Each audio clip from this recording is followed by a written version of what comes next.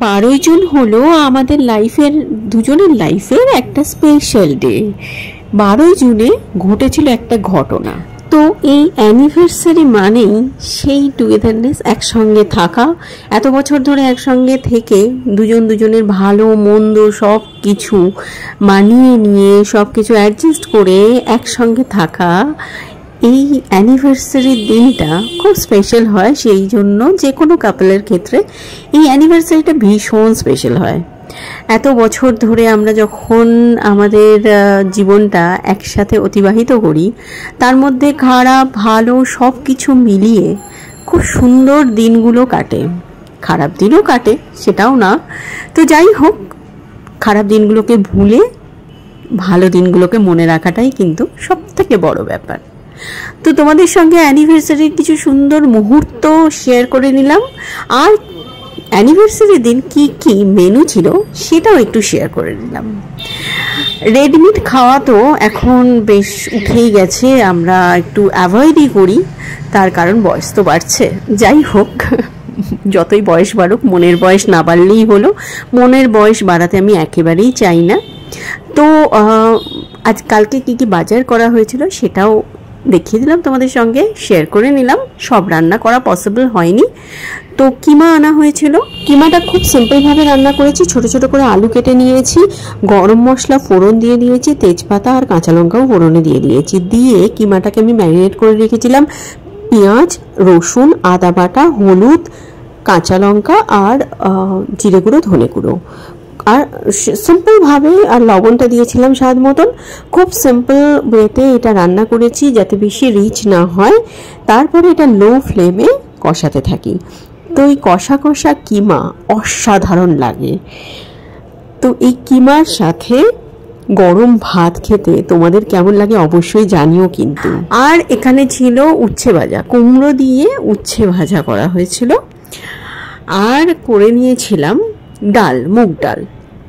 মুগ ডালটা ভেবেছিলাম মাছের মাথা দিয়ে করব, কিন্তু মাছের মাথাটা সেরকম ভালো পাইনি বলে আনিনি, নর্মাল ডালই করেছি।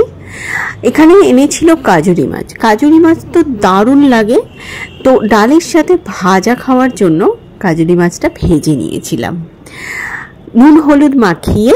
আর এই মাছটা ঠিক মানে ভাজার পরে এত সুন্দর লাগে খেতে যে ওই ভাজা খেতেই ভালো লাগে, আবার ঝোলে দিলে কিন্তু একদম আলাদা স্বাদ। তো কাজুরি মাছ এখানে ভাজা হয়ে গেছে। আর করে নিয়েছিলাম ডাল, বলেই দিলাম আগে। খুব সিম্পল মেনু বানিয়েছিলাম। অ্যাকচুয়ালি আমাদের একটা অন্যরকম প্রোগ্রাম ছিল, কিন্তু বিভিন্ন রকমের কাজের জন্য হয়নি। আচ্ছা, আলুও ভেজে নিয়েছিলাম, হ্যাঁ তাই তো, আলুও ভেজে নিয়েছিলাম। আলু ভাজাটা আমার ছেলের খুব পছন্দের, সেই জন্য আলু ভাজা করা হয়েছিল। সিম্পল মেনু দিয়ে অ্যানিভার্সারিটা ভীষণ ভালোভাবে কাটালাম। বাড়িতেই কাটিয়েছি, যদিও যে প্রোগ্রামটা ছিল সেই প্রোগ্রামটা ডিউ রাখলাম, কেননা সব কিছুর সুবিধা অসুবিধা বুঝে সেই প্রোগ্রামটা করা যাবে। যখন সেই প্রোগ্রামটা করব তখন তোমাদের সঙ্গে আবার শেয়ার করে নেবো। লাঞ্চের মেনুটা তোমাদের কেমন লাগলো অবশ্যই কমেন্টের মাধ্যমে জানিও। দেখো, ভাতটাকে আমি খুব সুন্দর করে দিয়েছিলাম, কিন্তু ভাতটা পুরোটাই ভেঙে গেল। যাই হোক, সেটাকেই একটু গুছিয়ে দিলাম। তো প্রথম পাতেই দিয়ে দিলাম হচ্ছে কুমড়ো আর উচ্ছে ভাজা, তারপরে দিয়ে দিলাম আলু ভাজা, তারপরে দিয়ে দিলাম ডাল, এরপরে ছিল কিমা, মাটন কিমা, তারপরে মাছ ভাজাটাও পাতেই দিয়ে দিয়েছি। তো এরকম সুন্দর থালি যদি একটা অ্যানিভার্সারি দিন হয়, ঘরোয়া খাবার নিজে রান্না করে হাজব্যান্ডকে আর ছেলেকে খাওয়ানোর মধ্যে আলাদাই কিন্তু আনন্দ। তো গিফট পেন্ডিং আছে, তা গিফটটাও বলেছে আমাকে খুব তাড়াতাড়ি দেবে। অ্যানিভার্সারি থালিটা তোমাদের কেমন লাগলো অবশ্যই কমেন্টের মাধ্যমে জানিও কিন্তু। তোমাদের কমেন্টের অপেক্ষায় রইলাম। এই সুন্দর কেকটা গিফট করেছে জয়িতাদি আর পার্থ। তোমাদের দুজনকে জানাই অসংখ্য ধন্যবাদ।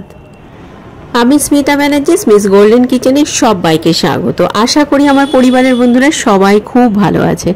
আজকের ভিডিওটা তোমাদের কেমন লাগলো অবশ্যই কমেন্টের মাধ্যমে জানিও।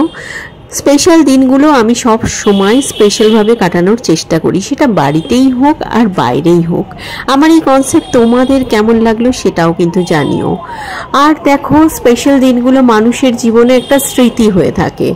স্পেশাল দিনগুলোকে আমরা যদি, সেটা সাধারণই হোক আর অসাধারণভাবেই হোক, সাধারণভাবেও কিন্তু কাটিয়ে ব্যাপারটাকে কিন্তু অসাধারণ করে দেওয়া যায় সেই দিনটাকে। কেননা এই স্মৃতিগুলো আজীবন থেকে যাবে। তো স্পেশাল দিনটা স্পেশালভাবে কাটানো, স্পেশাল খাবার, স্পেশাল মানুষের সঙ্গে কাটানোর মধ্যে আলাদা আনন্দ আমি তো খুঁজে পাই। তোমাদের মতামত কিন্তু জানার অপেক্ষায় রইলাম। তো আজ এই পর্যন্ত। সবাই খুব ভালো থেকো, সুস্থ থেকো, আর হ্যাঁ, খুব খুব আনন্দে থেকো। আনন্দে থাকাটা আমাদের খুব দরকার। সব সময় পরিস্থিতি সব সময় ঠিক থাকে না, কিন্তু সব পরিস্থিতিকে মানিয়ে নিয়ে আনন্দে থাকার মধ্যে একটা আলাদাই আর্ট আছে। তো আমার এই কথাগুলো তোমাদের কেমন লাগলো? আমার এই কথাগুলো তোমাদের যদি কোনো কাজে লাগে, সব থেকে খুশি আমি হব। তো আজ এই পর্যন্তই। Tata, bye bye. খুব শিগগিরই আসবো খুব সুন্দর সুন্দর রেসিপি নিয়ে। ততক্ষণ সাথে থেকো, পাশে থেকো, আর তোমাদের এই সাপোর্ট আমার আগামী দিনগুলো অনেক মসৃণ করছে, অনেক সুন্দর করছে। তাই তোমাদের পাশে থাকাটা আমার খুব জরুরি, খুব দরকার।